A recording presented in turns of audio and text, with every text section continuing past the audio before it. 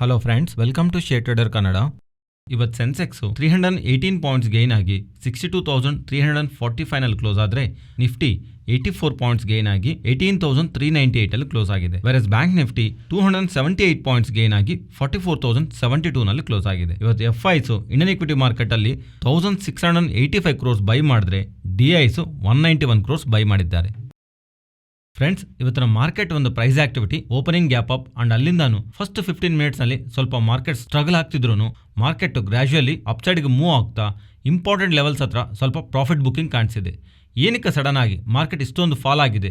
ಆ ಲೆವೆಲ್ಸ್ ಹತ್ರ maybe different reasons ಇರ್ಬೋದೇನೋ. ರೀಸೆಂಟ್ ಟೈಮ್ಸ್ ಅಲ್ಲಿ ನಾವು ಕಾನ್ಸ್ಟೆಂಟ್ ಆಗಿ ಅನ್ಕೊಂತಿರೋದು 17,800 ಅಬೋವ್ ಮಾರ್ಕೆಟ್ 18,200 ಅಂಡ್ 18,240 ಅಂಡ್ ಅದರ ಅಬೋವ್ ಮಾರ್ಕೆಟ್ 18,440 to 450 ಅರೌಂಡ್ ಹತ್ರ ಬಂದಾಗ ಬುಲ್ಲಿಶ್ ಆಗಿ ಯಾರಾದರೂ ಪೊಸಿಷನ್ನ ಕ್ಯಾರಿ ಮಾಡ್ತಿದ್ರೆ ಸ್ವಲ್ಪ ಹುಷಾರಾಗಿರಿ ಅಂತ.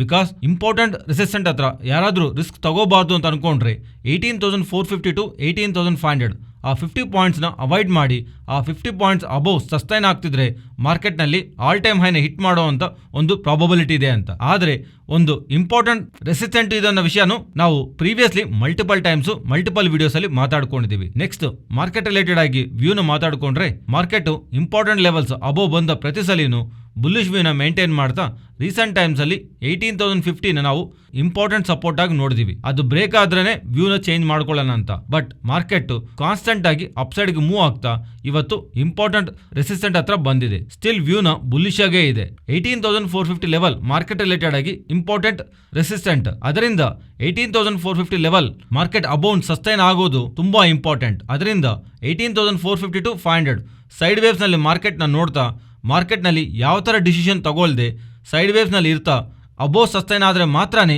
ಮಾರ್ಕೆಟ್ ರಿಲೇಟೆಡ್ ಆಗಿ ಫರ್ದರ್ ವ್ಯೂನ ಬಿಲ್ಡ್ ಮಾಡ್ಕೊಳ್ಳೋದು ಬೆಸ್ಟ್ ಡಿಸಿಷನ್ ಆಗುತ್ತೆ. ಅಂಡ್ ನೆಕ್ಸ್ಟ್ ಎಫ್ಐಸ್ ಬಗ್ಗೆ ಮಾತಾಡ್ಕೊಂಡ್ರೆ ಫ್ರೆಂಡ್ಸ್, ಕಾನ್ಸ್ಟೆಂಟ್ ಆಗಿ ನಾವು ಮಾತಾಡ್ಕೊಂತಿದ್ದೇವಲ್ವಾ, ಎಫ್ಐಸ್ ಇಂಡಿಯನ್ ಇಕ್ವಿಟಿ ಮಾರ್ಕೆಟ್ ಅಲ್ಲಿ ಬೈ ಸೈಡ್ ಇದ್ದಾರೆ ಅಂತ. ಈ ಎಂಟೈರ್ ಮೇ ತಿಂಗಳಿಗೆ ಆಲ್ಮೋಸ್ಟ್ 14,000 ಕ್ರೋರ್ಸ್ ಹತ್ರ ಬೈ ಮಾಡಿದ್ದಾರೆ. ಅಂಡ್ ಸೆಕ್ಟರ್ ವೈಸ್ ನೀವು ಗಮನಿಸಿದ್ರೆ ಜಾಸ್ತಿ ನಿಮ್ಗೆ ರೇಟ್ ಸೆನ್ಸಿಟಿವ್ ಸ್ಟಾಕ್ಸ್ ಅಲ್ಲಿ ಜಾಸ್ತಿ ಬೆಳೆದಿವೆ. ಮೀನ್ಸ್ ಬಡ್ಡಿ ರೇಟ್ಗಳು ಕಮ್ಮಿ ಆಗೋ ಕಾರಣವಾಗಿ ಯಾವ ಸ್ಟಾಕ್ಸ್ ಲಾಭ ಪಡುತ್ತಲ್ವಾ ಆ ಸ್ಟಾಕ್ಸ್ ಅಲ್ಲಿ ಜಾಸ್ತಿ ರ್ಯಾಲಿ ಕಾಣಿಸಿದೆ. Banking stocks, auto stocks, real estate stocks. Because ಬಡ್ಡಿ ರೇಟ್ಗಳು ಕಮ್ಮಿ ಆಗ್ತಾ ಇದ್ರೆ ಬ್ಯಾಂಕ್ಸ್ ಇಂದ ಜಾಸ್ತಿ ಲೋನ್ಸ್ ತಗೊಂತಾರೆ ಅಂತ ಬ್ಯಾಂಕ್ ಸ್ಟಾಕ್ಸ್ ಬೆಳೆದಿದೆ. ಅಂಡ್ ಆಟೋ ಸ್ಟಾಕ್ಸ್ ಆದ್ರೂ real estate and metal players ಯಾರಾದ್ರೆ ಜಾಸ್ತಿ ಸಾಲಗಳಿರುತ್ತಲ್ವಾ, ಈ ಬಡ್ಡಿ ರೇಟ್ಗಳು ಬೆಳೀತಾ ಇರೋವರೆಗೂ ಅವ್ರ ಬಡ್ಡಿ ಕಟ್ಟಬೇಕಾಗಿರೋದಕ್ಕಂದ್ರೂ ಇನ್ನೂ ಜಾಸ್ತಿ ಕಟ್ಟಬೇಕಾಗಿತ್ತು. ಆದ್ರೆ ಬಡ್ಡಿ ರೇಟ್ಗಳು ಕಮ್ಮಿ ಆಗ್ತಾ ಇದ್ರೆ ಅವ್ರ ರಿಲೇಟೆಡ್ ಆಗಿ ಫೈನಾನ್ಸಿಂಗ್ ಕಾಸ್ಟ್ನು ಕಮ್ಮಿ ಆಗತ್ತಲ್ವಾ, ಅದರಿಂದ ಅವ್ರಿಗೆ ಅಡ್ವಾಂಟೇಜ್ ಇರುತ್ತಂತ ಇಲ್ಲಿವರೆಗೂ ರೇಟ್ ಸೈಕಲ್ ನಾವು ಅಪ್ಸೈಡ್ ನೋಡಿದೀವಿ. ಮೀನ್ಸ್ ರೇಟ್ ಸೈಕಲ್ ಬೆಳೀತಾ ಬಡ್ಡಿ ರೇಟ್ಗಳು ಬೆಳೆಯೋದು ನಾವು ನೋಡಿದೀವಲ್ವಾ. ಆದ್ರೆ ಗ್ಲೋಬಲ್ ಆಗಿರುವಂತ ಇನ್ಫ್ಲೇಷನ್, ಇವನ್ ಇಂಡಿಯಾಗೆ ಸಂಬಂಧಿಸಿರೋ ಇನ್ಫ್ಲೇಷನ್ ಲೆಸ್ ದಾನ್ 5% ಬರ್ತಿರೋ ಕಾರಣವಾಗಿ ಅಪ್ಕಮಿಂಗ್ ಟೈಮ್ಸ್ ಅಲ್ಲಿ ರೇಟ್ ಕಟ್ಸ್ ಇರಬಹುದಂತ ಪರ್ಟಿಕ್ಯುಲರ್ಲಿ ಇಂಡಿಯನ್ RBI ಅವರು CRR ನ ಕಟ್ ಮಾಡ್ತಾರೆ ಅನ್ನೋ ಮಾರ್ಕೆಟ್ ಅಲ್ಲಿ ಎಕ್ಸ್ಪೆಕ್ಟೇಷನ್ಸ್ ಇದೆ. ಬಟ್ ಪರ್ಸನಲಿ ನಾನಂತೂ CRR ಕಟ್ ಆಗತ್ತಂತ ಅನ್ಕೊಂತಿಲ್ಲ.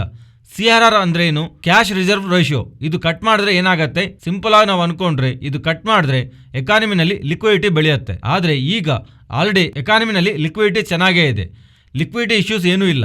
ಅದರಿಂದ ರೇಟ್ ಕಟ್ಸ್ ಆದ್ರೂ ಆರ್ CRR ಕಟ್ಸ್ ಆದ್ರೂ ಇರತ್ತಂತ ಅನ್ನೋದು ಅನ್ಕೊಂತಿಲ್ಲ.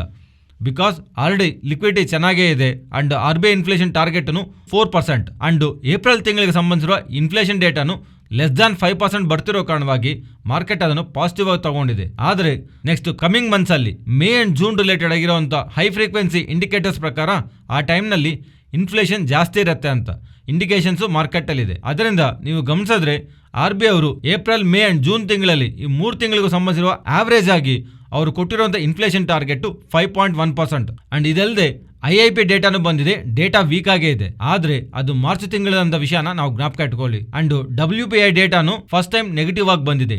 2020 ಆ ಇಯರಲ್ಲೂ ಸೆಕೆಂಡ್ ಹಾಫ್ ಅಲ್ಲಿ ಬಂದಿರುವಂತಹ negative data, inflation data again ಮತ್ತೆ ನೆಗೆಟಿವ್ ಆಗಿ ಬರ್ತಿರೋದು ಮಾರ್ಕೆಟ್ ಅದನ್ನ ಪಾಸಿಟಿವ್ ಆಗೇ ತಗೊಂಡಿದೆ. ಇವತ್ತು ಪರ್ಟಿಕ್ಯುಲರ್ಲಿ ಬ್ಯಾಂಕ್ ನಿಫ್ಟಿ ನೀವು ಗಮನಿಸಿದ್ರೆ ಬ್ಯಾಂಕ್ ನಿಫ್ಟಿ ಇವತ್ತು ಹೋಗಿರೋಂಥ ಹೈಯೆಸ್ಟ್ 44,150.70 ಪೈಸಾ.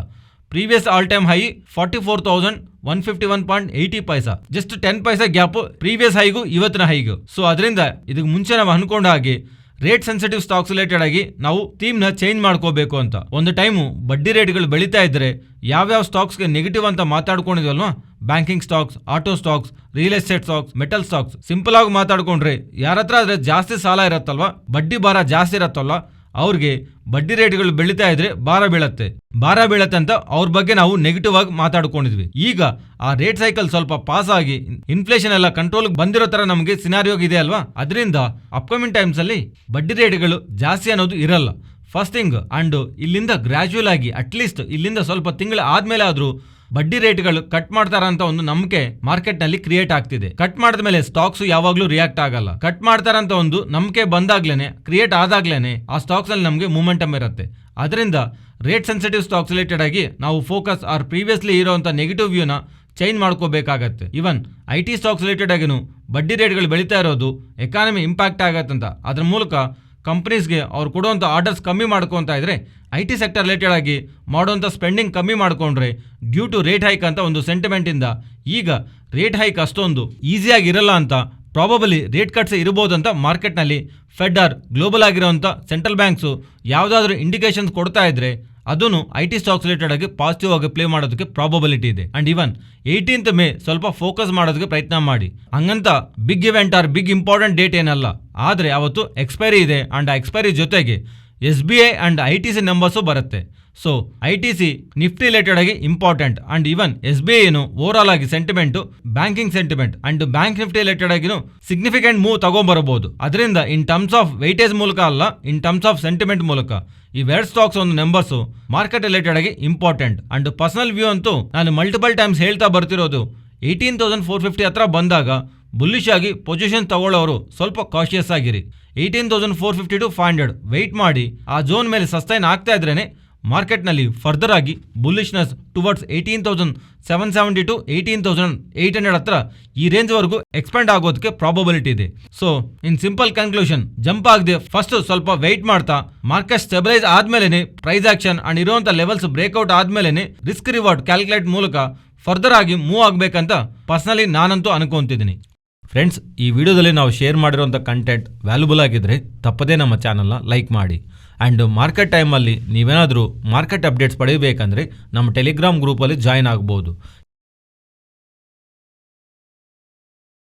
ಫ್ರೆಂಡ್ಸ್, ಒಂದು ಬಿಗ್ ಅಪ್ಡೇಟು ನಮಗೆ ಸೆಬಿಯಿಂದ ಸುಪ್ರೀಂ ಕೋರ್ಟ್ ಅವರಿಗೆ ಕೊಡ್ತಿರೋಂಥ ಅಫಿಡವಿಟಲ್ಲಿ ಅರ್ಥ ಆಗ್ತಿದೆ. ಇಲ್ಲಿ ಮೆನ್ಷನ್ ಮಾಡಿರೋ ಪ್ರಕಾರ ಆ್ಯಂಡ್ ಆಚೆ ಇರೋವಂಥ ಡೇಟಾ ಪ್ರಕಾರ ಸೆಬಿ ಅವರು ಅದಾನಿ ಕಂಪನೀಸ್ ರಿಲೇಟೆಡ್ ಆಗಿ 2017 ಇಂದಾನು ಇನ್ವೆಸ್ಟಿಗೇಷನ್ ಮಾಡ್ತಾನೆ ಇದ್ದಾರೆ. ಮತ್ತೆ ಸೆಬಿ ಅವರು ಏನಕ್ಕೆ ಇನ್ನೊಂದು 6 months ನಾವು ಟೈಮ್ ಕೊಡಬೇಕು, ಹಿಂಡನ್ಬರ್ಗ್ ಅವರು ಅದಾನಿ ಕಂಪನೀಸ್ ಮೇಲೆ ಮಾಡಿರುವಂಥ ಆರೋಪಕ್ಕೆ ಇನ್ನೂ ಡೀಪ್ ಆಗಿ ಇನ್ವೆಸ್ಟಿಗೇಷನ್ ಮಾಡೋದಕ್ಕೆ ನಮಗೆ ಇನ್ನೂ 6 months ಟೈಮ್ ಬೇಕು ಅಂತ ಕೇಳಿದಾರಲ್ವಾ. 2016 ಇಂದ ಇನ್ವೆಸ್ಟಿಗೇಷನ್ ಮಾಡ್ತಾ ಇದ್ರೆ ಮತ್ತೆ ಇನ್ನೊಂದು 6 months ಏನಕ್ಕೆ ಅಂತ ಕೋರ್ಟಲ್ಲಿ ಅವರಿಗೆ ಬರ್ತಿರೋಂಥ ಕ್ವಶನ್ಗೆ ಸೆಬಿ ಅವರು ಅಫಿಷಿಯಲ್ ಆಗಿ ಡಿಕ್ಲರೇಷನ್ ಕೊಟ್ಟಿದ್ದಾರೆ. 2016ನಲ್ಲಿ ನಾವು ನಡೆಸಿರುವಂಥ ಇನ್ವೆಸ್ಟಿಗೇಷನ್ ಅದಾನಿ ಕಂಪನೀಸ್ ಮೇಲೆ ಅಲ್ಲ ಅಂತ GDR ರಿಲೇಟೆಡ್ ಆಗಿರುವಂಥ ಇಶ್ಯೂಸ್ ಮೇಲೆ 21 ಕಂಪನೀಸ್ ಮೇಲೆ ನಾವು ಇನ್ವೆಸ್ಟಿಗೇಷನ್ ಮಾಡಿದ್ವಿ. ಆ 21 ಕಂಪನೀಸಲ್ಲಿ ಯಾವ ಕಂಪನಿನೂ ಅದಾನಿ ರಿಲೇಟೆಡ್ ಆಗಿರುವಂಥ ಕಂಪನಿ ಅಲ್ಲ. ಇದು ಅವ್ರು ಮೆನ್ಷನ್ ಮಾಡಿರೋಂಥ ಫಸ್ಟ್ ಪಾಯಿಂಟ್. ಅದಾದಮೇಲೆ first time Adani companies related ಆಗಿ ಇನ್ವೆಸ್ಟಿಗೇಷನ್ ಸ್ಟಾರ್ಟ್ ಮಾಡಿದ್ ನಾವು ಅಕ್ಟೋಬರ್ 2020ನಲ್ಲಿ. ಅದೂ minimum public share holdings norms ಮೇಲೆ ಇನ್ವೆಸ್ಟಿಗೇಷನ್ ಮಾಡಿದ್ವಿ. ಅಷ್ಟೇ ಬಿಟ್ಟು ಟೋಟಲ್ ಯಾವ್ದಾದ್ರೆ ಹಿಂಡನ್ಬರ್ಗ್ ಅವರು ಆರೋಪ ಮಾಡಿದ್ದಾರಲ್ವಾ ವೇರಿಯಸ್ ಕ್ಯಾಟಗರೀಸ್ ನಲ್ಲಿ, ಸೆಬಿ ಅವರು ಹೇಳ್ತಿರೋದು ಆಲ್ಮೋಸ್ಟ್ 12 ಸೆಗ್ಮೆಂಟ್ಸ್ ನಲ್ಲಿ ಅದಾನಿ ಕಂಪನೀಸ್ ಮೇಲೆ ಹಿಂಡನ್ಬರ್ಗ್ ಅವರು ಆರೋಪ ಮಾಡಿದ್ದಾರೆ. ಅವೆಲ್ಲಾನು ಇನ್ವೆಸ್ಟಿಗೇಷನ್ ಮಾಡಬೇಕಂದ್ರೆ ಓವರ್ಸೀಸ್ ಮೀನ್ಸ್ ಬೇರೆ ದೇಶದಲ್ಲಿದ್ದ ರೆಗ್ಯುಲೇಟರ್ಸ್ ಬಾಡೀಸ್ ಜೊತೆ ನಾವು ಡಿಸ್ಕಷನ್ ಮಾಡಿ ಅವ್ರ ಹತ್ರಂದಾನು ಡಾಕ್ಯುಮೆಂಟ್ಸ್ ಕಲೆಕ್ಟ್ ಮಾಡಬೇಕಾಗತ್ತೆ. ಇದೆಲ್ಲದಕ್ಕೂ ತುಂಬ ಟೈಮ್ ಹಿಡಿಯುತ್ತೆ ಅಂತ ಆ್ಯಕ್ಚುಲಿ ನಾವು ಕೇಳ್ತಿರೋದು 6 months ಟೈಮ್ ಅನ್ನೋದು ತುಂಬ ಕಮ್ಮಿ ಅಂತ.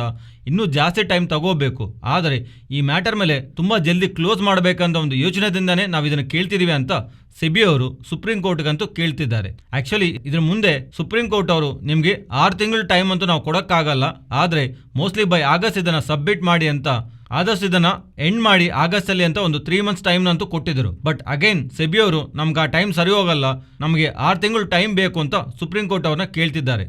ಇನ್ನೂ ಫೈನಲ್ ಜಡ್ಜ್ಮೆಂಟ್ ಏನೂ ಬರಲಿಲ್ಲ.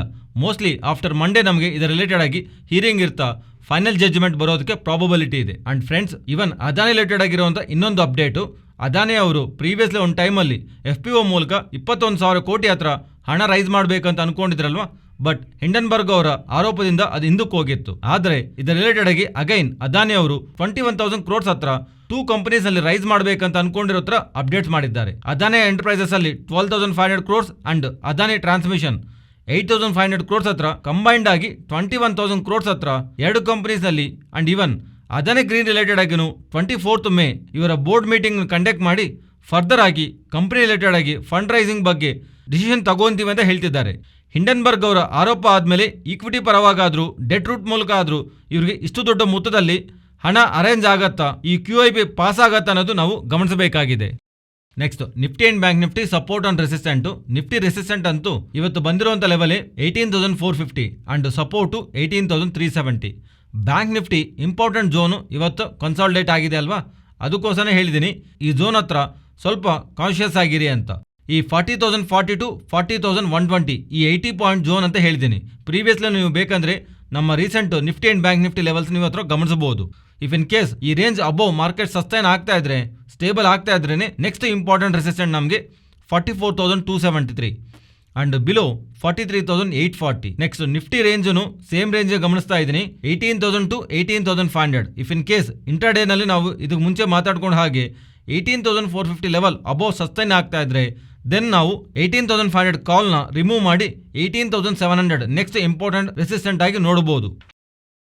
ಫ್ರೆಂಡ್ಸ್, ಈ ವಿಡಿಯೋದಲ್ಲಿ ನಾವು ಶೇರ್ ಮಾಡಿರುವಂಥ ಕಂಟೆಂಟ್ ವ್ಯಾಲ್ಯೂಬಲ್ ಆಗಿದ್ದರೆ ತಪ್ಪದೇ ನಮ್ಮ ಚಾನಲ್ನ ಲೈಕ್ ಮಾಡಿ.